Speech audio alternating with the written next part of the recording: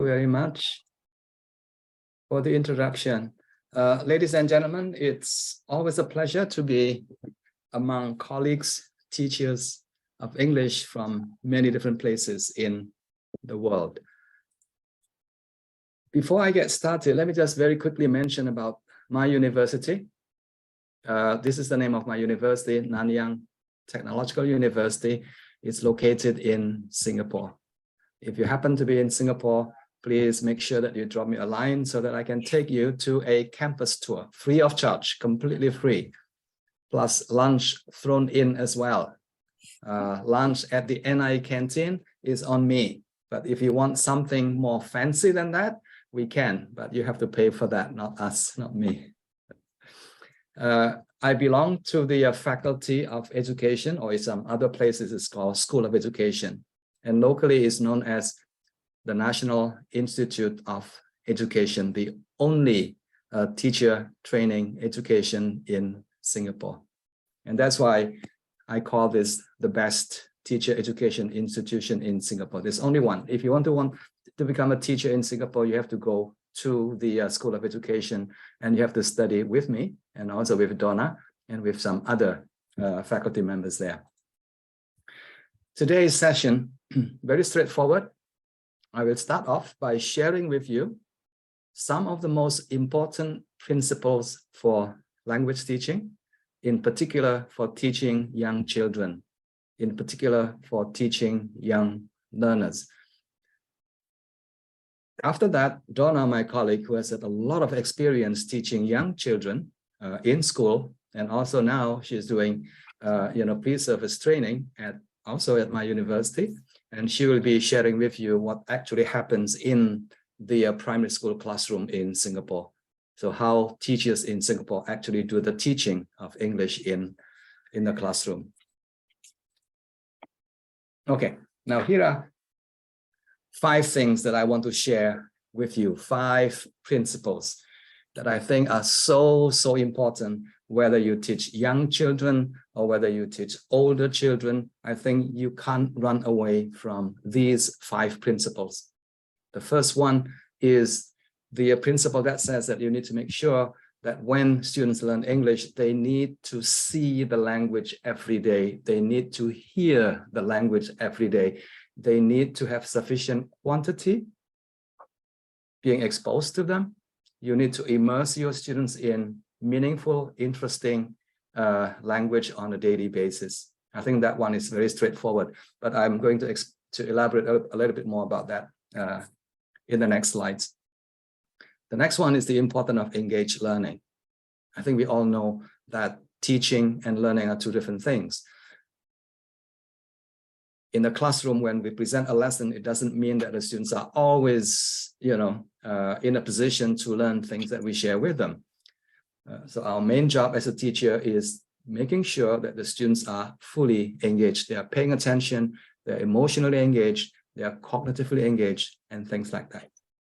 The next principle is something that you have heard again and again, the importance of providing meaningful practice to your students. The next bit is on fluency development, and I'll explain later why fluency is such an important concept in teaching language to young learners or to older learners. And the last one is about culture and how culture can be incorporated, can be infused in our teaching on a daily basis, whether it's local culture, whether it's international culture, and things like that. Let me get started with the first one.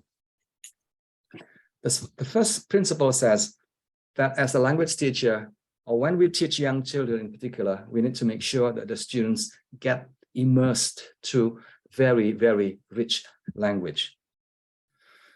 If you're looking for a theory that will support the principle, I would suggest that you look at the input theory by Stephen Krashen. In the old days, it was known as the comprehensible input hypothesis, but today it's known as the optimal input hypothesis. The word optimal means 2 things. Number 1, the quantity of language exposure will have to be there. And number 2, the quality as well. The quality means that the language that the students are exposed to provides a wide range of instances of how language grammatical structures, vocabulary, and things like that are actually used in real context, in real situations. So the input will have to be optimal in terms of quantity and also in terms of quality. Yeah. Now, for your students to want to listen and read to, interest to language input, the listening materials and the reading materials will have to be interesting and also easy. Easy here is defined at their level. And sometimes you may be surprised that the students need to hear the language slightly below their level as well. Slightly above is okay too, but I think most of the time what we need to do is to make sure that our students get a lot of exposure to comprehensible, easy language. And I'll explain to you a bit later why easy language is important. Again, so the key message is we need to provide students with a lot of exposure, daily exposure. How much exposure every day? 15 minutes, maybe 20, or maybe half an hour. Yeah, on a daily basis, every day, every week, every month. And within 1 year, you will be able to see a lot of interesting language development that is happening. Now, the theory behind this is that when we teach language, we want to help our students develop not just explicit knowledge of the language, explicit, detailed knowledge about how certain grammatical rules function in the English language, but also in terms of how this language become part of their, linguistic system that allows them to produce language quickly, fluently, and without too much effort. And this is known as implicit knowledge of the language. So one key takeaway of today's session actually is this: when we are working with young children, we want to make sure that we spend a lot more time helping our students develop implicit, intuitive language, intuitive knowledge of the language. Now, here is a nice quote that I often use to support, what I'm saying about the importance of implicit knowledge. Now, the quote comes from a book, an academic book on second language acquisition. And this is what it says very clearly. I'm going to read it to you very slowly. The ability to produce language relatively easily for communicative purposes draws heavily. I think we need to underline that, draws heavily on implicit knowledge of the language. Not so much on their ability to tell you the rules of the grammatical structures in the English language, for example. What is a past tense for? Students may be able to explain to you the past tense is for 1, 2, 3, 4, 5 purposes. I think that is not as useful as implicit knowledge, because this is the kind of knowledge that will help the students to actually be able to understand the language, listening and reading, but also be able to produce the language for speaking and writing purposes. Yeah, so the key takeaway is implicit, intuitive knowledge of the language. So, where does rich language come from? Obviously, you are probably, when you are teaching, when you are a teacher, when you are a TEYL teacher, then you are a great source of language input for your students. So my advice is that use English as much as possible. Maybe not 100%, but as much as possible. And make sure, more importantly, that your language is comprehensible, that your language is easy for your children to understand. So you are playing a very, very important job here, especially at the early stage of learning. Yeah, if language is an issue for your students, you might want to use gestures, you might want to use facial expressions, you might want to use props, whatever that you can use to help your students understand what you are thinking, what you are saying in the classroom. The second source of language input is from teaching materials.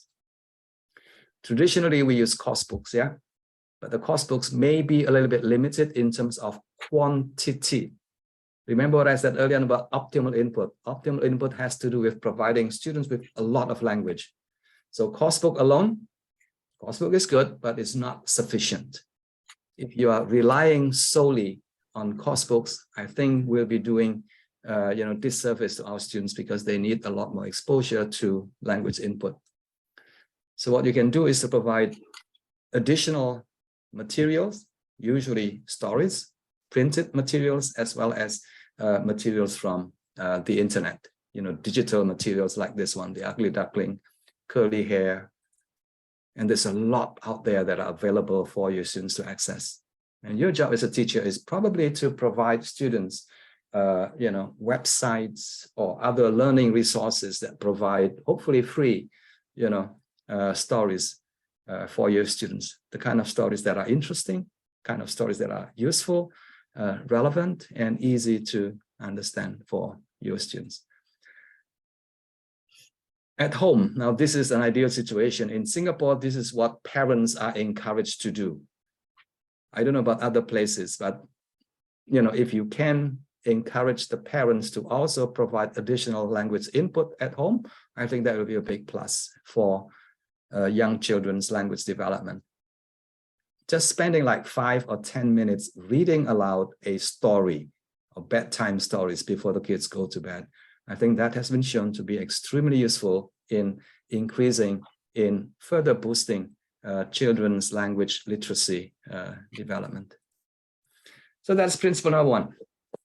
So principle number 1 again says that input is of utmost importance. Without input, nothing can happen. I think I can assure you that.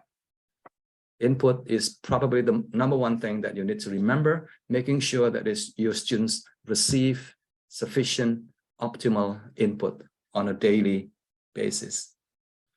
Point number 2 is about engaged learning. I think I mentioned briefly earlier on, teaching and learning are 2 different things. We may be the most exciting person when it comes to teaching in the classroom, but at the end of the day, it is the students who do the learning. And the thinking today is that unless the students are fully engaged, learning is not likely to happen optimally in the language classroom. So essentially no engagement, no learning, or only a small amount of learning. Or if you want to say that there is learning happening, the kind of learning is likely to be very superficial, very light, very superficial, and very fragile as well. The kind of learning that happens, and immediately after, the students will just forget what they have learned from you. So the big question perhaps for us is this.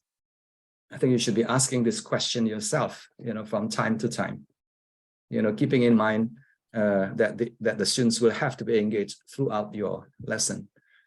I've read somewhere in the literature that a very good teacher, an effective teacher, is somebody who is able to engage their students, to engage 90% of their students 90% of the time. In other words, there's very little downtime during the learning process. 90. Why 90? Because 90 is good enough. It's not possible for you to engage 100% of your students all the time. So 90% of the time, 90% of your students should be feeling engaged. Now, here is the reason why I am emphasizing the importance of engagement, student engagement during the learning process. I came across this book some years back. The book was written by 2 very senior educators in the US. What happened was they traveled all around the USA. They visited schools after schools, and they observed lessons, hundreds and thousands of lessons, with one big question in mind. And the question they had in mind is this: are students actually engaged in the classroom? Interesting, isn't it? That one big question. This is what they found. Good news. Only a small number of students are off task. So off task means very little learning is happening in the classroom, yeah? Off task means they're not paying attention, they're not listening, they're doing things that they're not supposed to be doing in the classroom. Off task behavior. What about the students who are on task? Good news, 91 of the students are on task. They seem to be learning. They seem to be paying attention. Pay attention to what I'm using. They seem to be paying attention. But are they actually fully engaged? The answer is no. Only about 6%. of the students are fully engaged. The 91% of the students are able to tell you what they are doing. If they ask you what they are doing when they are on task, they will be able to tell you, hey, I'm doing grammar exercises. Hey, I'm doing this for my teacher. If you go further and ask them, do you know what you are learning? They won't be able to tell you. If you ask them further, do you know what are the success indicators of your learning? They may not be able to tell you so. In other words, they are not very, very engaged. They are on task. They are doing things for the sake of doing things. They are doing things because the teachers ask them to do it, not because they know why, the reason why they are doing it. Very interesting. I thought as an educator, we need to keep asking ourselves this question: are my students fully engaged in the classroom? A quiz for you. Look at the two pictures here. Picture 1 on the left-hand side and picture 2 on the right-hand side.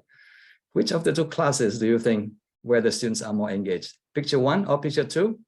Very good. Picture 2, yes. Look at the faces of these people. My best guess is that the students on the left-hand side are probably more on task than engaged. Yeah, maybe they're doing exercises, grammar drills or grammar exercises. This one, definitely the students are really, really engaged. Not happening in the classroom. Outside the classroom, they want to spend time, they continue reading, although the curfew time has already been, announced by their parents, they still continue reading, yeah? How do we apply principle number 2, engaged learning in the language classroom, whether you're working with young children or with older children? Look at the picture on the left-hand side. I think the picture tells you that the students will need to be engaged in terms of their emotion. Yeah, the heart there represents the feeling. They have to be emotionally engaged, affectively engaged. The head, look at the picture of the head. I think the students will have to be mentally, cognitively engaged as well. They need to do some thinking. The doing thing is very important. Yeah, the hands represent the doing things. So the students will have to be doing things in the classroom as well. Especially the young kids, they want to jump around, they want to dance, they want to sing, they want to move about in the classroom. So making sure that your students are engaged in that way. And then the big circle represents the social dimension of learning. Yeah, working together, singing together, doing work together with their friends. I think that is part of, social engagement. So that will be the last one. The ability to share their work with their friends, with their peers, or even at home with their siblings and their parents and things like that. So if you want to truly engage your students, you need to think about how you can engage them emotionally. Most important is the feeling. Making sure that the students are there with you, they are happy, they're enjoying the learning that happens. They find the examples that you gave in the classroom being very interesting and things like that. Let me show you some examples. This is the first example. Yeah, a very typical sentences that teachers often use when teaching certain grammatical features in the classroom. The present tense. Examples of the present tense: my mother goes to the market every day. Is that something that is interesting and exciting? Not really. I mean, the kids will be thinking, teacher, why are you telling me things that I know? This is what my mother does every day, and that's very boring. The cat is chased by the dog. Please stay away from cats and dogs. I mean, leave them alone. I think kids are no longer interested in cats and dogs. We went to the zoo yesterday. Boring. Yeah. So maybe you can find something that is more appealing emotionally. Let's try this. This is supposed to be an anecdote. Please laugh at the end, okay? If you don't laugh at the end, then it's going to be a problem. Now here is a conversation. Very interesting sentences, Camila. Robbie, if you have $5 and ask your mom to give you another $5, how many dollars would you have? Very interesting lesson, yeah. How many dollars would you have? This is like a conditional clause, a conditional sentence, yeah. And Robbie says, $5, no more, no less. And the teacher is a bit upset and says, you don't know your maths. And Robbie responds, you don't know my mom. So instances like this will light up, will color, the lesson in a way that the students will find, wow, teacher, this is very interesting. Now here is another example. This is about daddy and the child. How come you fail your grammar test? Past tense, yeah? You failed your grammar test. And David said, sheepishly, absent, Dad. What do you mean absent? You were absent the day before, on the day of the test or before? No, Dad. So what's the problem? It's the girl who sits next to me. She was absent on that day. And that's why I flunked the test. So there's a lot of very interesting examples that you can bring into the classroom. If you are looking for some resources that have been made available by people, try this one, Grammar with Laughter. I think you will enjoy reading and using a lot of very interesting examples from that book. It's called Grammar with Laughter, book 1, book 2, book 3. I hope I have time to write book number 4 and book number 5, Grammar with Laughter. Now here is a task. I think many of you may have seen tasks like this, a task that requires a little bit of thinking, a little bit of problem solving. I think kids will enjoy doing things like this. They are solving problem, they're making use of their thinking, but at the same time, they learn some language functions as well. Yeah, I'm sure you have seen something like this. There's a man here who wants to cross the river, but the boat is very small, and he can only, transport one of the, whether it's the cabbage, the goat, or the fox at any one time, because the boat is very, very small. So the problem is, if he leaves behind the fox and the goat, I think the fox is going to devour the goat. If you leave the cabbage with the goat, what's going to happen? The goat is going to eat the cabbage, and he doesn't want that to happen. So kids can work this out, as they are thinking, working together with their friends. I think they're also learning a lot of language in the process. So some thinking is involved. Learning by doing is a big thing for young children. I think in Singapore, this is what teachers often do. When they teach a certain language features commonly found in text types like instruction or instructional, like a recipe, for example. Yeah, like how to make a sandwich. I think teachers will ask or will actually bring ingredients for making a sandwich, and they will get the kids to actually do it as the teachers are teaching certain language features that are commonly found in this kind of text. Yeah, when you describe a procedure, for example, you need to make sure that there's a very nice and an orderly sequence. Something has to come first before something else. And the use of nouns, countable nouns and uncountable nouns are also can be highlighted in the process. So again, the thinking here is this: engagement is important, and we can do a lot more to engage our students in the classroom during the learning process, linguistically, cognitively, affectively, and also socially and kinesthetically as well, making sure that the students are moving about doing things. If they sit for 10 minutes listening to you, or 15 minutes listening to you, I don't think a lot of learning is likely to happen there. The kids will just get bored listening to you. Next one. This is another big principle where language learning is concerned. The importance of providing meaningful language practice. Meaningful language practice. How we can present grammar and vocabulary in a more meaningful way. The reason is very simple. Our brains have been designed to attend to meaning, not to forms. So unless forms are presented in meaningful language, I think our brains will just not be paying attention to whatever language features that you are presenting to the students. And that brings up another important issue of context. We need to make sure that the context is always there when we present language features like grammar or vocabulary. Now, if you look at the literature on language teaching,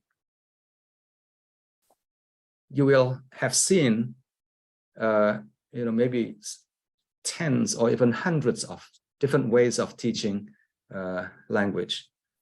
But to me, I think there are three main approaches that can help us understand how language is taught, by language teachers in different parts of the world. The first approach is known as the part approach.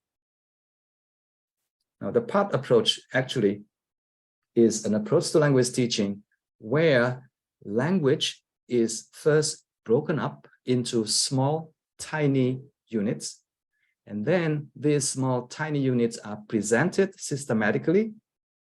And these language units are then explained very carefully and explicitly to our students, one day at a time, 1 week at a time. Yeah. Now, I'm sure you remember what the structural approach is all about. I think the structural approach basically is what I would call the part approach to language teaching, because you are concerned about presenting language in a way, in our opinion, in a way that is digestible for the students. So you break it up into small points and then you teach them one at a time in a step-by-step manner. Yeah, that is a part approach to language teaching.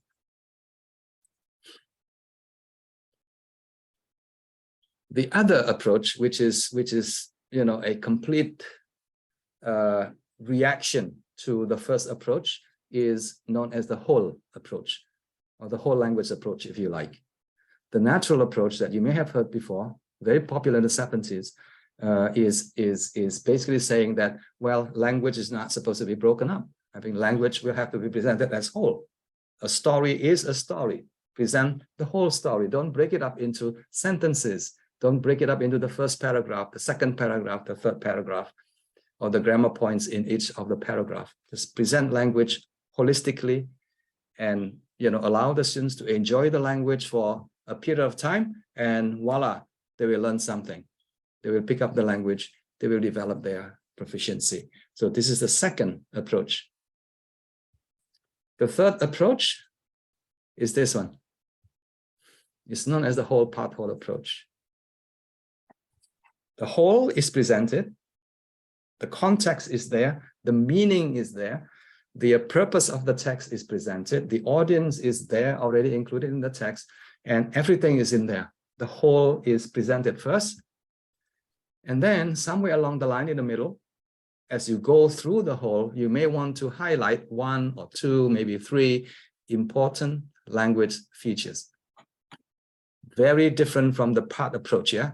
In the part approach, the whole is broken up first into small units, and then the small units are presented one at a time.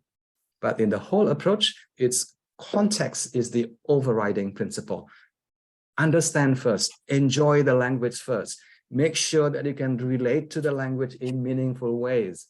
And then somewhere along the line, you may want to teach your students some of the key language features for focused instruction. Maybe the spelling, maybe the pronunciation, maybe certain words that are very important that appear in that particular story. And then you don't stop there, but then you put the parts back into the whole again, so that the students can see again, oh, okay, that's how the whole is created, and that is how parts can contribute to a richer understanding of the whole. This is the approach that Donna Lim, my esteemed colleague, will be sharing with you later on. This is how it is done in the Singapore classroom. Yeah, whole and part and whole. Locally in Singapore is known as Stella, but essentially is a story-based pedagogy, also known as shared book reading, also known as interactive reading, also known as dialogic reading. So through reading, retelling the story, and through interactions with the students, you sort of bring the students to understand the story, but at the same time, somewhere along the line, you might want to highlight some of the important language features to your students. Very different from the part approach. Now, this approach says that, yes, language features are important, but language features will have to be presented in meaningful context, in meaningful language. This is what usually happens in the classroom, the teacher reading together, reading aloud in a very interactive manner with the students. More about this with Donna later on. That kind of reading, that kind of lessons that happen in the classroom is known as supported reading or supported literacy activities in the classroom. Yeah, gradually after a while, the students will be able to develop independence in reading. So at some point in their primary school education, they will begin to be introduced to books that they can read silently, independently on their own. So that is the whole literacy program in Singapore, which Dr. Donna Lim is going to explore in her presentation later. Okay, so I've just presented 3 big approaches. You can just show me with a show of hand which approach best describes your teaching or your friend's teaching. 1, 2, or 3. Just show me your fingers. 1, 2, or 3. 1, 2, or 3. Ah, yes, Kamala, 1. Kamala is number 1. Sun Yang is number 3. Good. I hope after today's presentation, you will start exploring the possibility of teaching language in a more meaningful manner, teaching language to young children in a more balanced manner, where language is presented as whole, but at the same time, you play an important role of teaching language features, grammar, vocabulary, spelling, pronunciation to your students in the middle of your lesson. Yeah.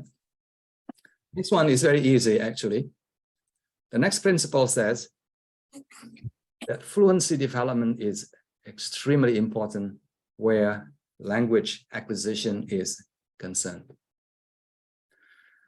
Interestingly, the word fluency often refers to speaking fluency.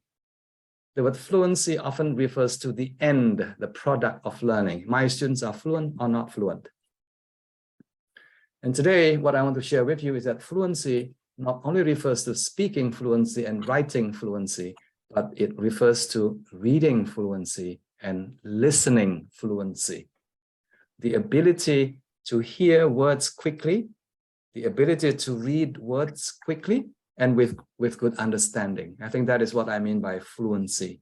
The ability to do things quickly and easily and effortlessly. Now, this one, according to Polynesian, fluency has for many years been neglected in our teaching. Neglected means teachers mean well, but they always think about, okay, what is next? What is new points, new language points, new learning points that I want to introduce next week? What are new learning language points that I want to introduce to my students the week after? Always thinking about something new. And we forget that language learning requires that the students see the same words, the same spelling, the same pronunciation again and again and again every single day, so that they can do it quickly and effortlessly. In other words, so that they can do it fluently. So it's a serious neglect according to Polynesian. He also observes that there's minimal recycling of learned items, minimal recycling. We don't recycle a lot. We are thinking always in terms of what is new next week. What is new next week? Yeah, nothing wrong with that, but I think we also have to be mindful that language learning happens when the students get a chance to do things again and again. I think this picture is telling. The guy on the left-hand side is the trainee, and the guy on the right-hand side is the coach or the teacher. Yeah, look at the guy on the left-hand side. I think he already knows how to do it, but he keeps on hitting the ball again and again and again until he becomes really, really fluent, really, really very good at hitting the ball, not just hitting the ball, but placing the ball at the right place on the other side of the court with a higher degree of speed and with a higher degree of accuracy as well. That to me is fluency, and that is very often missing in our teaching. Yeah, fluency is so important. In other words, I think we know the big words of practice. Practice, practice, practice. Practice makes, please continue, Donna. Practice makes. Donna, your audio, please. Perfect. Perfect. Yes, practice makes perfect. Yes. And that can only happen if we provide students the opportunity to see the same words, the same spelling, the same grammatical features, very frequently. So do a lot of this: frequent listening, frequent reading, frequent writing, frequent speaking. If you're looking for a name for this method of teaching, it's known as the again and again method. Very easy. Again and again. You simply have to do it again and again and again. And I thought teachers are very good at doing things. I overhear a conversation between two, married couple some years back. One is married to a doctor. This is an anecdote. The other one is married to a teacher. What happens if you are married to a doctor? A doctor will tell you, Yitsa, please don't do that. That will make you, that is very unhealthy. That will increase your blood pressure. I think you need to do this. But if you're married to a teacher, and she is married to a teacher, when you do things, Yitsa, yes, and your husband will say, Yitsa, very good, do it again. Do it again. So the again and again method is a very powerful method. Yeah, it reinforces the learning that took place the day before or the year before. Finally, people, principle number 5, very straightforward: local culture. Yeah, this refers to ways of speaking, basically, when it comes to language learning. How do we present ideas? How do we greet people? How do we say sorry? And things like that. Greetings, for example. In Singapore or in China, maybe, I think people are used to saying when they meet somebody, it's "have you eaten yet?" Instead of "how are you?" Instead of, other usual greetings that are usually associated with the use of English in some countries in the world. Have you eaten well? I was a bit surprised actually when I first visited my dentist some years back, and when I walked into the office, the dentist asked me, "Hey, have you eaten yet?" I was a bit taken aback. Yeah, I've eaten yet. Good dinner. Terms of address. Yes, Mr. is good to know, but at the same time, locally in Singapore, for example, people will call me uncle. And people will call Donna auntie, right, Donna? Uncle, auntie, and other terms of address. Honorifics. In Thailand, I think we have some members of the audience. In Thailand, if you speak to somebody, you have to use either ka or krap. Goodbye ka, if you're a woman, you have to put ka at the end because ka sounds very polite. If you are a man, then you have to say goodbye krap. In the Philippines, correct me if I'm wrong, you have to put po at the end. Camila, correct? Yes, agree with you. Yes, please say po. Agree with you, po. That sounds strange. Sounds strange, but that's what you do, right? Agree po. Yes, I agree, po. Yes, which is very, widely used in the Philippines context. In Indonesia, if you're addressing somebody like me, you have to put pak at the end. Pak is like a nice term of address, honorifics that you have to use. How about English? In English, maybe hey you instead of hey crap. Hey bro, or hey dude. I'm not sure you want to teach our kids, to say hey you, because that sounds actually a bit rude in some cultures in the region. I think we are also aware now that English is now used as a global language. So I think it's also important for us to introduce some of the cultural conventions of the target language culture, what UK people do, what Australian people do, and things like that, and what they don't do. But we also need to introduce the international culture, the culture of the Japanese people, the culture of people in the Philippines, India, and many other places in the world. I think teaching this cultural values will help our students to really, really become a global citizen. And they will be able to understand what is important, what is seen as, universal values by people from all over the world. The importance of showing respect, for example, the importance of showing honesty, compassion, kindness, and things like that. I think recently there's quite a bit of discussion about the importance of teaching our students the language of peace, or peace education, or peace linguistics, actually, which I think is very important if we don't want to have another war, happening in the near future. We have had enough wars in the past. Ladies and gentlemen, wrapping up, Yitza, the first principle, checking if you have been listening to me. The first principle, Yitza. Oh, sorry. Rich language. Very good. You got that right. Number 2, Yitza. Oh, engaged learning. Engaged learning. Number 3. Meaningful practice. Very good. I think you are excellent. Next one is fluency development. Fluency development and the last one is, yes. Culture.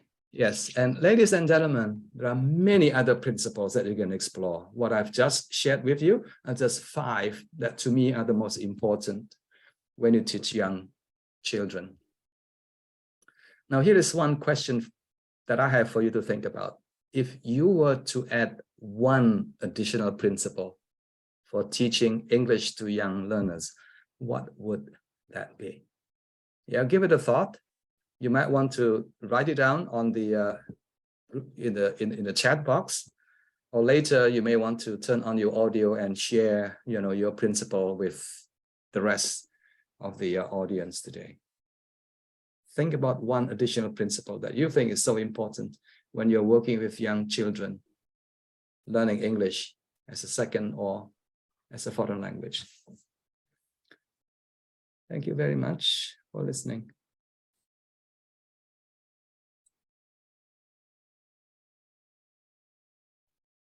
I think it would be Thank great you. if everyone Thank you, unmute Willy. themselves and gives a round of applause for Willy. Thank you.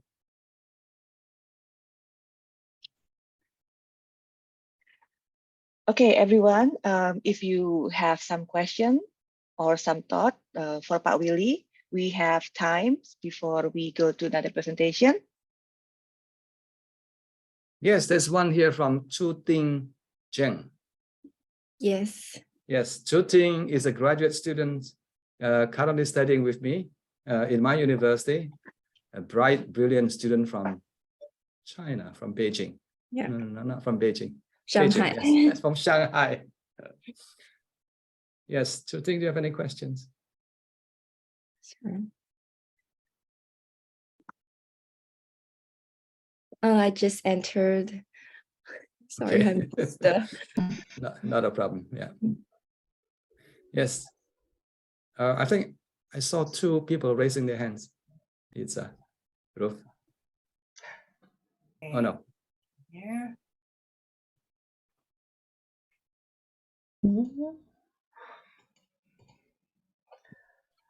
I think because we can only see one screen, could you put your question in the chat, please? Or you can say your name and then ask directly if you like to. Yes, that'd be good too. Yes. Yes, I'm happy to respond to your questions. I was curious about local culture at the end, respect for local culture. Yes. To me, in my context, teaching English in Japan, it's kind of tricky. Yes. And my students definitely want to call me Ruthie teacher, which to them is respectful and it's lovely, but it's really unnatural. But to them, that's their local culture. Okay. Right. I also had an assistant recently who came, and it was really interesting. She was quite upset about little things like that. She said that's not natural to her, meaning if they had gone abroad to America or Canada, she said they might be laughed at. Yes. How are you today? And they would say, I'm happy. Until then, we had encouraged that, but then Yes. the assistant was, no, Yes, we're I'm gonna happy get today. I think that's a past nice that." way of responding to questions like, how are you? They're very honest, and it's not exactly natural, but Mm, could you elaborate a little bit on yes. Yes, Donna, please share your experience about how teachers address you in the classroom. Most of them, I think they will still, because our culture, we are still a little bit more traditional, so they'll still Mm. call us Dr. So and so. But Okay. some others, fewer and maybe growing now, will call us by name. Mm. What about But your our young? primary school children, Yes, our primary school children. Yes. and our secondary, they will still address using Miss or Mrs. So and so. Yeah. So we still, we're Rather still, formal. Yeah. we're still in that culture. Yeah. Mm. Yes. Yes. Interesting question, Ruth. But increasingly, I think there is a wider acceptance for students to make use of their local cultures to express themselves in the new language that they are learning using their local culture. It may not sound very natural to us because we are not used to, but increasingly as the number of speakers of English in Japan, go up a great deal, I think eventually we'll have to accept that. that's interesting. Yes, yes. When you ask, how are you today? Hey, I'm happy today. I know it sounds a bit weird, but if like 1 million people say that, I think we'll begin to realize that, hey, that's a very nice response, actually. I'm feeling peaceful today. How are you today? I'm feeling peaceful today. Yeah, I know what you mean. When people ask you, how are you today? I mean, that you don't really want to know how they feel. It's just a form of greeting, isn't it? Yeah. But kids really want to tell you exactly how they feel. Yes. And Yeah. we like to Yeah. let that happen. So Right. If you ask Yitza, for example, the traditional greeting, which people often use in Indonesia, they don't say, how are you? But they will ask you, where are you going? Right, Yitza? Hey, Yeah, mau something like kemana? that. Yes, Yes, we mau meet somebody kemana? on the street, they'll say, hey, where are you going? They're not really interested in finding out where you are going, actually, but that's how they greet each other. Where are you going? Instead of, bagaimana kabarnya? How are you? Very rare, yeah? Occasionally we say, how are you? But most of the time it's, where are you going? You get very upset with people, if people ask you, where are you going, in Indonesia. But if you learn Bahasa Indonesia, I think that's what you need to do. oh, But Yes, see, thank you. what about not language, but customs? Like when I first began teaching in Japan, it really upset me when boys walked into my classroom wearing a hat. Yes. That was for hooligans where I grew up. Mm. But no matter how hard I explained to them, it meant nothing to them. They were cold. They wanted the hat. Young children or teenagers? Oh, it's usually always elementary school. Oh, really? Oh, Mm, interesting. Yeah. yeah, but I think this is an interesting point also, because culture can be a barrier to their access to the teaching as well. So I think when Willy was bringing this up, even for stories that we do in our class, the stories that we bring in, sometimes we get them to link up or connect with the stories also because of the cultural values that we share. And that's one of the connect points. Later on, I'll use the story to show that as well. So that story could be in an international culture, for example, and overseas, not a Singaporean way of life, but we're using other universal themes in order to help them connect and therefore help them access the text, which brings it back to that principle of rich language, bringing it back, making it accessible to them. Yes. Good. Any other thoughts from the audience? There's a lot of audience here, a lot of people here from different places. Been very shy.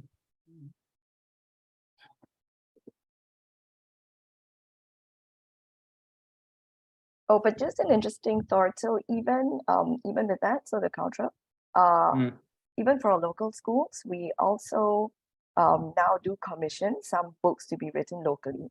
so that they Mm. also can read books that reflect their lifestyle as well. Not all. So there's both like your local culture and international culture Mm. books that are also introduced in the classroom. Yeah, because Mm. traditionally it was always, we didn't have a lot of local books. So Mm. traditionally it was always Western books to the kids. And sometimes for Mm. some of them, it's Yeah. too foreign. Mm. Yes, that's why the need for localization. But Yeah. Singapore, again, is a very small country and not that many writers. So if you're interested in becoming, writers in Singapore, please come and join us. Mm.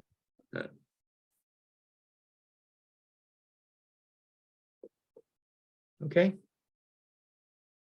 No more questions. Okay, any other yes. questions? I think Donna will exemplify, will demonstrate how, the 5 principles also that I've shared with you are reflected in the actual day-to-day lessons that happen in primary school education in Singapore. Donna has had 10 years of experience teaching young children in school. Unlike me, I've never taught young children. So I pretend to know about teaching young children. I don't actually. Donna is the expert in that area.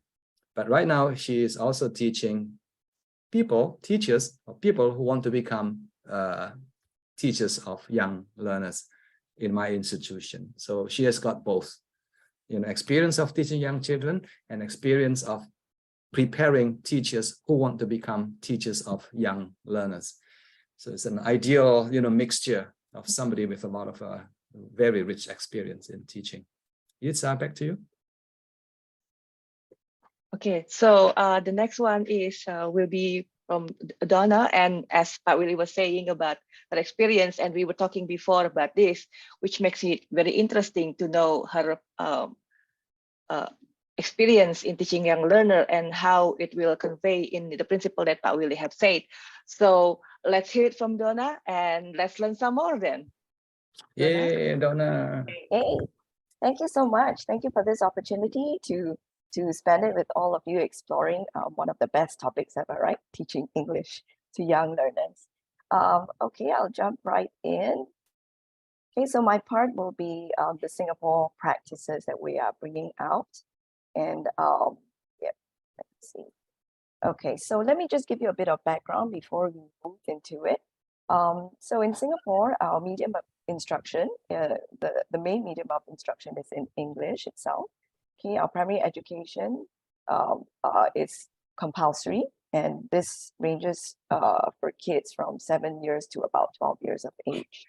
Okay, we're a multi-ethnic society, and right now we are slightly still a bit L2 dominant profile, although that is changing a little. Okay, if I just give you an example, our latest statistics, we have reached 48.3% who indicated that they speak the use of English at home. Okay, this has grown largely since 2010, and to 2020, I think quite a considerable jump in percentage in terms of speaking English at home. Our literacy rate right up to last year continues to remain consistent, 96 to 97%.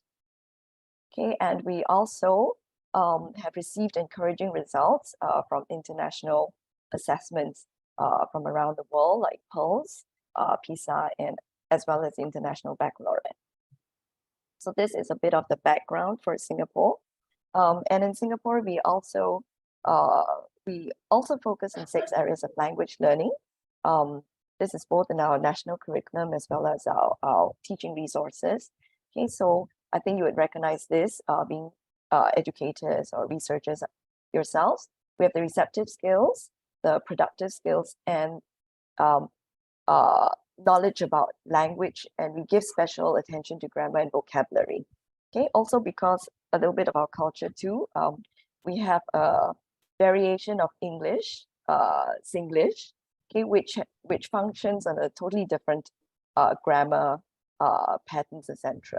Okay, so sometimes we spell it out or make the distinctions for them, and so we do make space for it in the curriculum to teach them specifically grammar and vocab. Okay.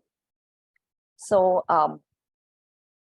this was what Willy went through with us just now. And this is the one thing I really appreciate about Willy, that he makes all these theories so comprehensive and easily accessible to us. So he really models the principles himself.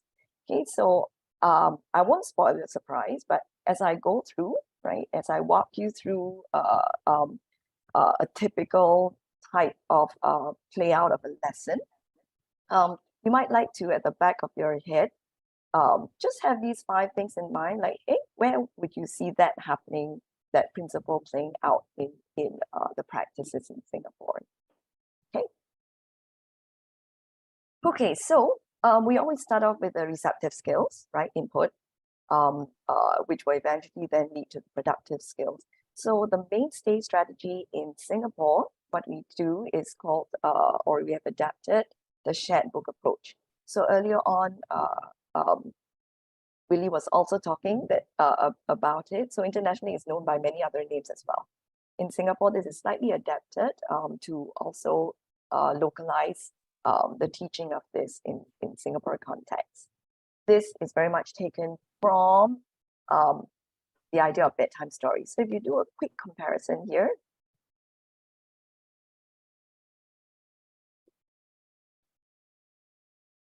okay, this one you recognize as your bedtime story, right? And this one you will recognize it as it happening in the classroom. So this a typical shared book approach set up in the classroom.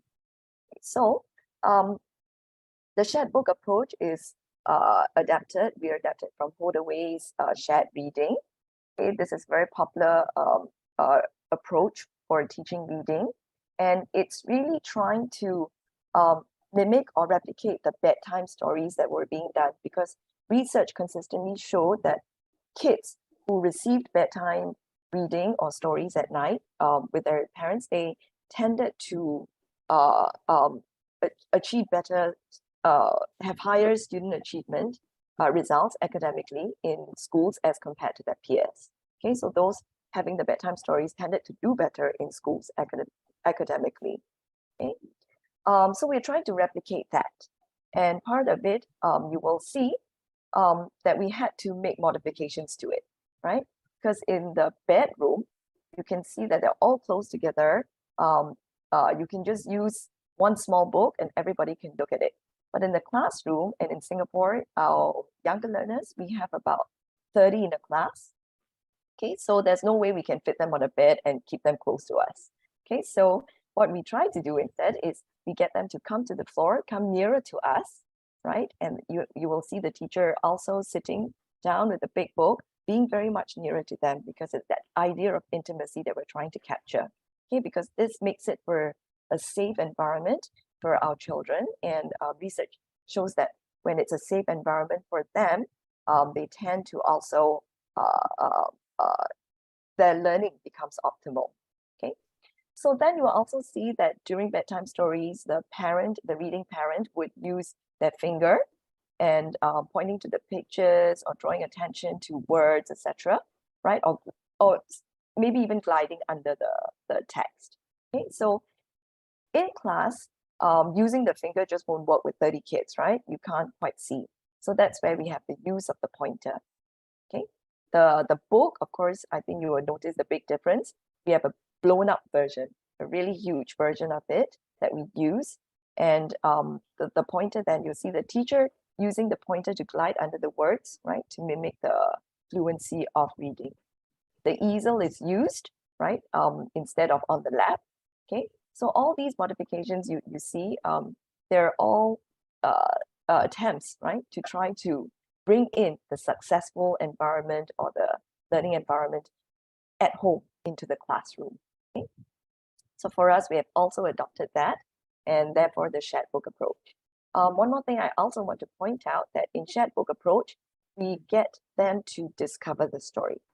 Okay, so in discovering the story, we make use a lot of mediating or dialogic talk, right? You will see the parent, okay, in reading and discussing the text or the story, what the parent is actually doing at home, right, is already passing on right? The proficient reader knowledge that the parent knows to the child. So in the same way, when we bring it to the classroom, we are doing that. The teacher is the knowledgeable other, right? The reading expert. What the teacher does is to discuss the text, the pictures, etc., with the students. Okay, and this is where we call it the dialogic talk or mediating talk. Okay, so it's not just reading straight up, but it's also talking about, hey, what are the words? Why is the writer using such a word, etc., etc. Okay, and we of course embrace students' responses to the story. This is also to show them that narratives have multiple pathways, and it's also that in their response to the story, they also contribute to meaning making. They also contribute to the sense of story, and it's the engagement level that we're also going for, because now they become invested in the text that we're doing with them, the narratives. Okay, so we'll make a distinction here between SBA versus story reading. Okay, so for shared book approach, remember, we make use of a lot of mediating dialogic talk, more so than just doing story reading. Okay, so here's what we will try out, if you may. I'm going to use a text to help us, okay? And I'm just going to ask for 5 volunteers, if possible. Can we have 5 volunteers to pretend to be children? Yes, Yitzhak, number 1. I'm good at it. Camilla, Thank number you, 2. thank you, Chun Young, number 3. thank you. Si Vyong, number 4. And Thank Chu you. Ting, number 5. There you go. Thanks You have very 5. much. Thanks, Willy. Okay. Thank you. Can I ask you to unmute your mic? Yes, unmute, please. Microphone on. Okay, thank you so Yes. much. Okay, so here's what we're going to do. So imagine if I bring in this book into the class and I tell the kids that we are going to read this book together. But before you read it, we're going to look at the cover page. Okay, so do I have the children? Are our children ready? The 5 friends? Yes. Okay. Yes. Thank you Yes, so please say much. yes. So Yes. yeah, so just respond freely, yeah, as how you think the children would, okay? Okay, children, Yes. it's a story that we're going to read, okay, in a while's time. But before we even read the story, do you think I can get you to share with us what do you see on the cover page? It's a duck. It's Yeah. Well done. Ooh, I like how excited Kamala is. It is a duck. It does look like it, right? Okay, great. Anything else you notice? Anything else? Duck is doing Sweeping. something. Is Sorry, Chunya. the duck is doing? I don't know what's that in the duck's hand. Is it Cleaning. cleaning okay. something? Yes, cleaning something there. Looks like it's cleaning something. Okay, Yeah. possibly, right? And I'm glad you noticed that he's doing something here, right? In this picture, we may not really know what it is yet, but no worries. Any other responses? Why is the duck not in the pond? That's a good question. Why is the This duck is- not in the pond? That's This is right. Singapore duck. Do you Is think it- so? Is it Could it be a plowing? Singapore duck? Farm. Oh, I heard somebody say something. Is it plowing? Fei Yes, is that right? fetching. Yes, Okay. fetching. Yeah. Correct, Fei is saying, oh, the duck is plowing. That's a big word, Fei Yeah. Would you want to tell us a little more? You seem to know what this action is. Because the duck wants to like clean the land and plant something. So that is Mm. plowing, right? Wow. Okay. I suppose. Yeah. Yes, we have sorry? a very You've we have a tried it very before? smart child here. Yeah. Fei seems to understand a little bit about the plowing process, and it's true in some countries, right? They will have to plow the land. So like what Fei is saying, they have to clean up the land and then they have to plant the seeds, etc. Okay, so Fei thinks the duck is doing just that. Okay, that's interesting. Any others? Chu Ting, you wanted to say something with that, Chu Ting? I see shadow. Oh, that's right. Well, that's very observant of you. The shadow of the duck, right? Mm. Okay, thank you. Shall we read the title to see if we can find out more? Yes, please. In the farm. No? A farmer dog. Farmer duck. Oh, farmer. I'll read it for you. It says, farmer duck. Oh, wow. Just now somebody said farmer, right? Yes, Beijing. Beijing. Oh, that's right. Wow, that's very good reading. And yes, we looked at the picture. We could make so many, right? So many responses to this. That's wonderful. So we do know there's a duck, and we do know now that he's a farmer. What do you think then this story is going to be about?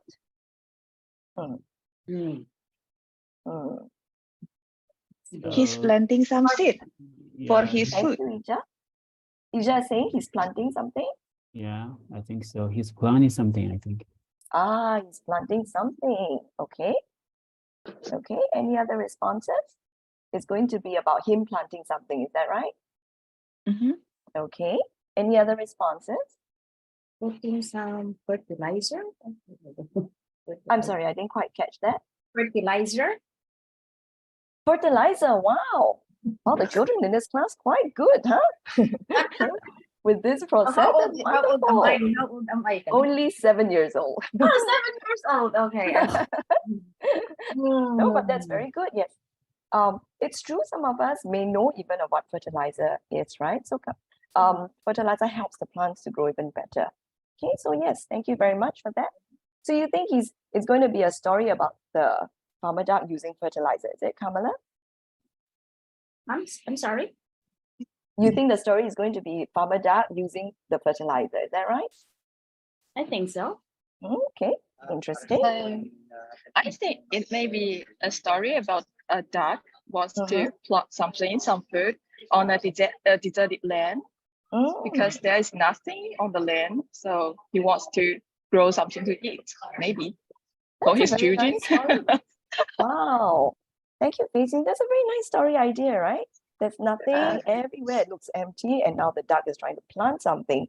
Plant something to eat. Good. Nice. You're very good readers this class. Any others?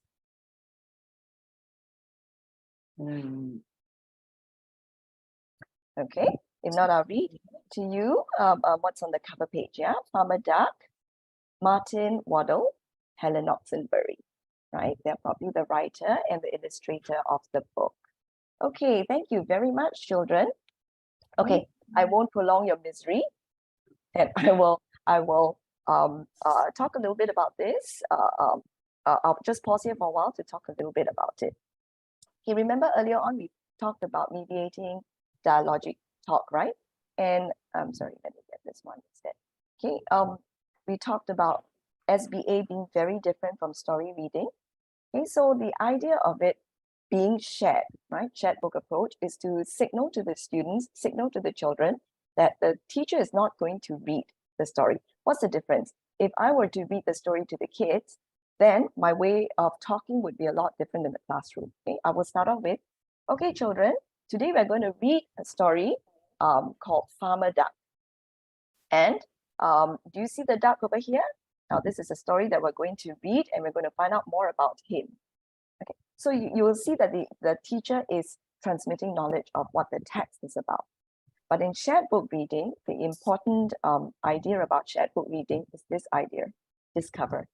Okay, so the role of the teacher is to be the facilitator of this, to help the children to discover. And you'll also see the teacher teaching, right, in a very subtle manner. Okay, things like you'll see the teacher talking about, okay, this let's read the title to see if we can find out more. So they're very, very quiet and subtle signals to the kid in terms of the title can tell you a little bit more.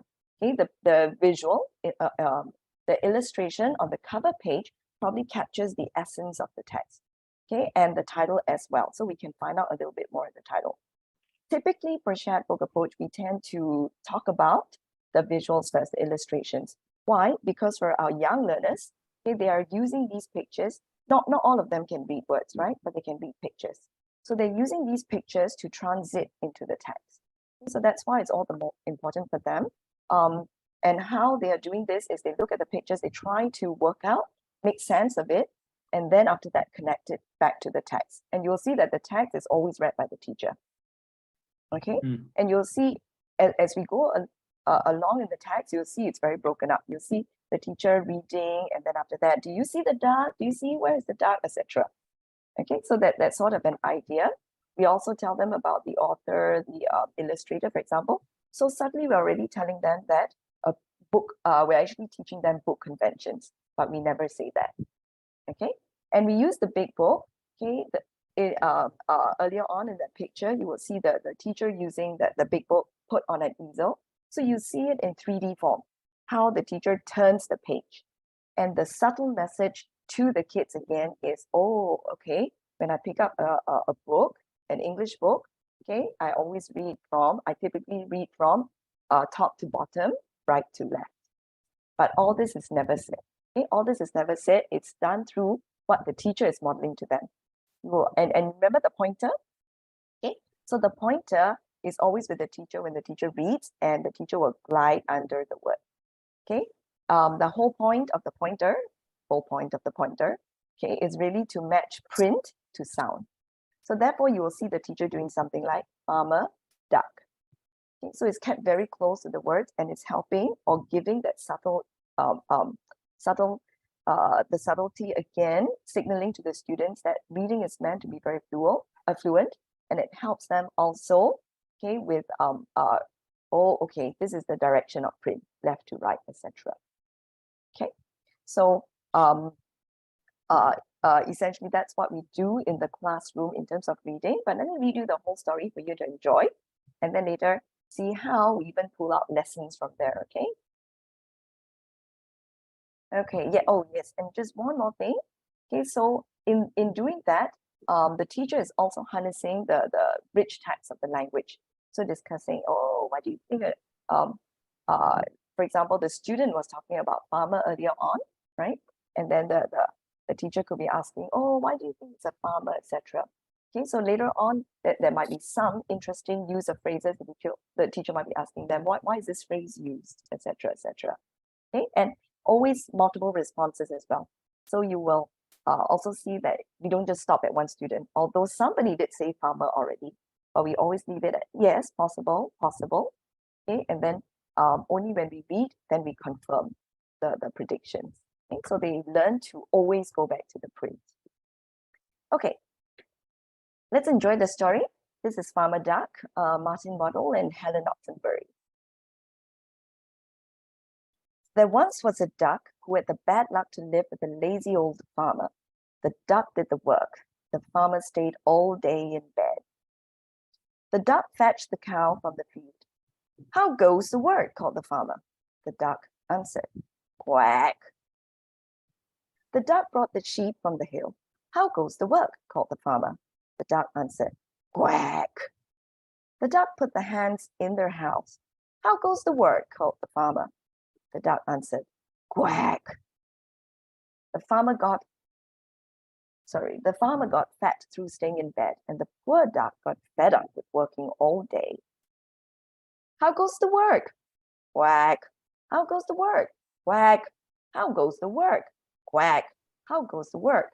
Quack. How goes the work? Quack. How goes the work? Quack. Soon the poor duck grew sleepy and weepy and tired. The hens and the cow and the sheep got very upset. They loved the duck, so they held a meeting under the moon and they made a plan for the morning. Moo, said the cow. Bah, said the sheep. Cluck, said the hens. And that was the plan. It was just before dawn and the farmyard was still. Through the back door and into the house crept the cow and the sheep and the hens. They stole down the hall. They creaked up the stairs. They squeezed under the bed of the farmer and wriggled about. The bed started to rock and the farmer woke up and he called, how goes the work? And boom, bah, clack. They lifted his bed and he started to shout and they banged and they bounced the old farmer about and about and about right out of the bed. And he fled with the cow and the sheep and the hens mooing and baaing and clucking behind him. Down the lane, through the fields, bah, over the hill, cluck, and he never came back. The duck awoke and waddled wearily into the yard, expecting to hear, how goes the work? But nobody spoke. Then the cow and the sheep and the hens came back. Quack? Asked the dog. moos at the cow, baas at the sheep, clucks at the hens, which told the duck the whole story. Then mooing and baaing and clucking and quacking, they all set to work on their farm. Yang. Okay, this is farmer duck.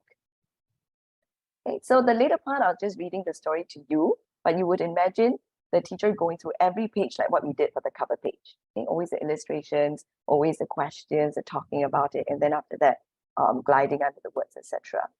Okay, so from this, and that's just the reading process, right? The first bit of it, but you'll see that typically we take about 2 to 3 weeks in order to mine the book, okay, for the other areas of language learning. Okay, so the first day is always that input skill. We always do the reading with them first. The teacher is there helping, right, to unpack the story, etc. Okay, but subsequent days you will see that they will do a lot of rereading.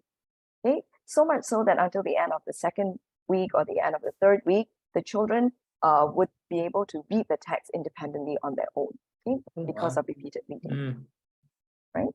And the whole idea of repeated reading, I think we all know also that research shows that repeated reading leads very well to fluency, right? So that's an important element, and that's why the teacher will keep bringing back the book. But we also have another reason for bringing back the book, because it's from there that we provide the context in order to teach and enable application of the other areas of language learning. Okay, so it could be grammar, it could be vocabulary, it could be for speaking, oral communication skills, it could be for writing, etc. Okay, any of the other areas of language. Okay, and finally, we will reinforce these language skills in a more holistic context.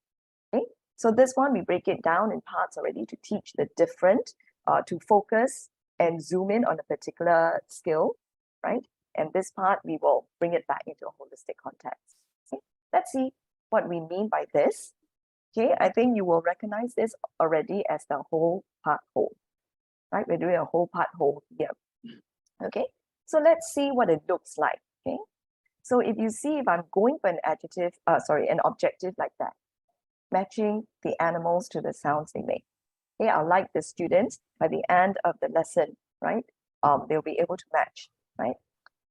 I probably will reread the book and then zoom in probably on this page. Okay, children, let's take a look again. Let's take a look again at this page. Okay, and maybe even reread it with them and ask them, okay, so what's going on here? Do you still remember, etc., etc. Okay, and you would quickly recognize that it holds a lot of potential for teaching the animals and the sounds that we make. Okay, so you will see that from this page, I can pull it out and get them to focus, practice on these animal sounds. So probably to enable the application, I might have a word matching exercise for them. Okay, so from this page itself, I could teach them already. Okay, what sound does a duck make? Yeah, it says quack, right? Yep, and that's how in English we normally say what we normally use the sound for the animal duck. What about the cow? Yeah, the cow says moo. Okay, so these are the sound, children, that the animals make. So after we have done the teaching, and that's in a familiar context because we have already unpacked the reading, we've already done the reading. So after we have done that, we could enable application by getting them to get into their groups and then getting them to match. Okay. So these were found. They can have picture cards and they can play snap with them, for example. Okay, so in their groups, they could play, and I could even do an extension of other animal sounds as well. Okay, but the main bulk of it comes from the book, right? Why? Because this provides a context. This is familiar ground for them. And it's this familiarity that they are learning the vocabulary, the sounds for the animals. Okay. And then at the end of it, at the end of the lesson, we could again present the book to the students and say, okay, let's see how good you are. Okay, we have already learned for the day. Okay, match the animals to make the sounds. Let's see if you can recognize these words and match it back to the sounds to the animals that make them. So you might read the book again, or you just might read that page again, but this time you blank it out. And then the children can, as you go along, the children as we read, okay, the children will fill in the blanks for that. We could even get them to spell, okay, and as they go along, we'll slowly reveal what they have learned. Okay, so that's one lesson that we can possibly pull out of a book like that. Okay, and then we could also do a grammar lesson. So that one earlier was a little bit of a vocab lesson. So we could also do a grammar lesson based on this book. Okay, and the pages that lend itself well, I think you might recognize it from these two pages, right? Things like down the lane, through the fields, over the hill, etc., etc. Okay, so from this, we'll see again, the start of it, we could reread to help them recollect the story, right? Okay, so they understand. We come straight to the page and ask them, did you still know, can you recall what's happening over here, etc. Okay, and then after that, this time, we will practice on prepositions, right? The down, the through, and over. Okay, children, what does down mean? What is down? Okay, can you all show the actions together with me? How do we go down?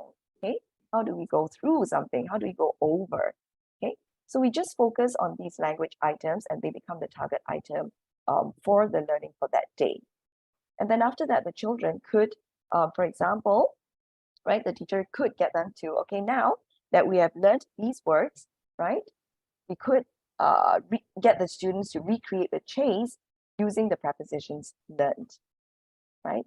Okay, and this time they could put it in their school, for example. Okay, what can you do with the steps? Oh, we can go down the steps, for example. Oh, we can go through the basketball court, etc.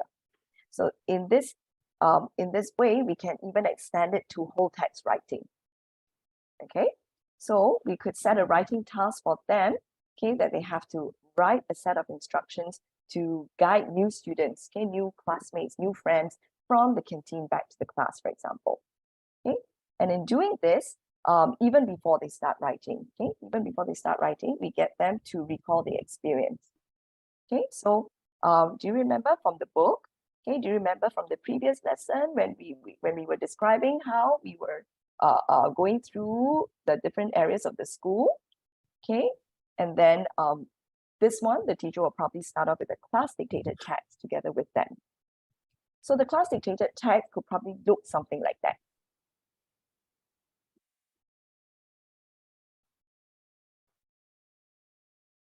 Okay, so from the book earlier on, okay, now we are extending the language use to get them to generate and use the language items for themselves, right, to generate the text. But this is done at the class dictated level. So typically in Singapore, we also practice the gradual release of responsibility. So we do as a class. Later on, they will do in groups, maybe write instructions to go to another part of the school, for example, and eventually to individual level. Okay, so they will do individual writing, right? So we might hear the teacher during the class dictated text, some possible prompts that the teacher would use with the students. Donna, in a class dictated writing activity, who does the writing? Is it the teacher or the students? Thanks for that, Willy. So for the class dictated text, the teacher is the one that will scribe for the children. The children respond and the teacher will scribe, simply because students at this age, they are young learners, and for them to both write and generate ideas become cognitively very heavy for them. Got it. So it's a bit more like modeling by the teacher, yeah? Yeah, the teacher that's right. model the writing, but the teacher also invites the students to contribute ideas. Yes. But since students may not be able to write on their own yet, it's the teacher who is providing the model. That's an excellent way of teaching writing. Good. Class dictated writing. Yeah, I like that. Thank you. Thanks, Willy. Thanks for reminding us about the scribing bit. So typically that's what the teacher does. And you will see again, the teacher is teaching, but it doesn't look like he or she is teaching. Okay, so you will see the teacher, oh, what title do you think we can give the text? Oh, why would we want to use that? What should the title do for your readers, children? We need a title that will what does it do? So you get the class to respond that, yeah, the title should tell the reader already what the text is about. Okay, so what would be a good title, children? And sometimes they may not articulate the whole thing so nicely, getting from class 1A to school canteen, right? They can't do that. So you'll see the teacher helping, okay, so where were we going? Right, we're going to the school canteen, okay? And where were we from? That's right, how do we build it into the title, right? How do we say, tell the reader that we're trying to give them instructions from class 1A to school canteen. Oh, use getting, yeah, getting is a good word, children. Shall we write that? And then after you see the teacher writing, getting from class 1A to the school canteen. So it's a lot of negotiation with the children. Okay, so again, the teacher is not writing it out straight away for them. It's not teaching them directly like that. Okay, but it's getting them involved in the writing, but the teacher is negotiating at the same time and then helping them to form, generate their thoughts, and then scribe it for them. Okay, so that's the process for them. Okay, so typically the different forms of the lesson might look like that. And if you see, earlier on, Dr. Willy was going through these principles together with us, right? Okay, so I wonder if you're able to see some of the principles being played out in the lesson that I just walked you through. I'll just give you a few minutes to think about it, okay? If you like, you can put it on the chat, and then after that, we'll just take it to the big group and round that up.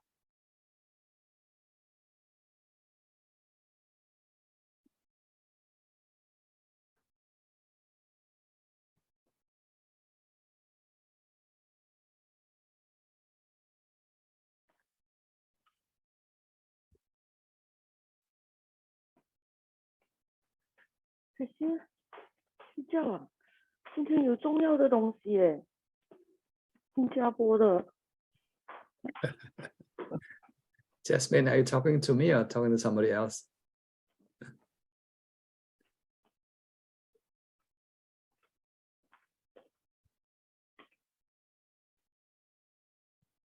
Okay, maybe I'll just do a quick roundup. You probably have some thoughts about it. Okay, so I think from the book itself, you will see that we are very careful in choosing the books that we bring into the classrooms. So most of the books are trade books out there. They are authentic books. They're sold outside. Okay, and quality children's books that we choose. Okay, just to mind the rich language in the text. Okay, because you will see that later on we are also pulling teaching them the different areas of language learning, pulling it all from this book. Okay, the engaged learning, I think throughout you'll also see that it's the teacher-centeredness is lessened. Okay, a lot of the student-centered practices are brought in. So the children are the one, and that's why it's called shared book approach. Okay, so eventually the children also get the idea that, oh, okay, I can't just sit here and listen to a story. I have to contribute. Okay, shared construction of the text with the teacher. Okay, also in the other activities that they do as well. Okay, for meaningful practice, for example, so we try to get them to again get it from the context of the book, right? So that's that whole part element. And then we learn the different areas of language learning. So we zoom in on these parts, but we don't leave it there. Okay, so we bring it back to the whole again, right? And help them to see that, yeah, it's not learned discretely, the grammar items, right? We're not giving them a list of prepositions and they have to learn it, right? But it's taught entirely in the context of meaningful text, right? Okay, fluency development, a lot of rereading goes on, right? The same text can be visited many times, okay? Every day, almost every day for the 2 to 3 weeks, right? And the children are constantly engaged in reading and reading it again. Okay? And also, Donna, as the text itself, the story itself provides a lot of instances where sentences, words get repeated again and again.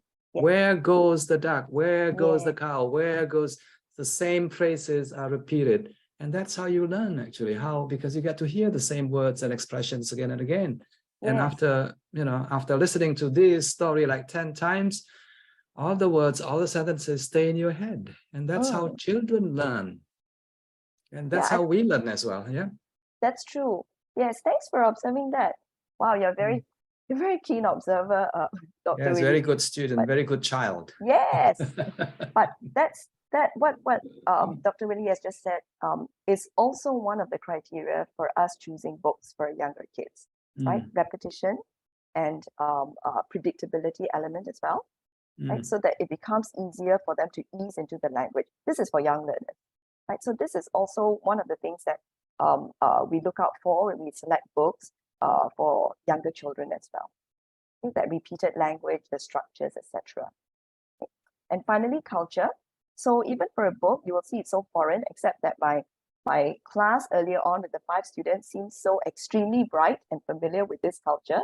In Singapore, our children don't get hardly get to see farms. We are very much a city state, very urbanized. Okay, so for them, this might become quite foreign to them as well.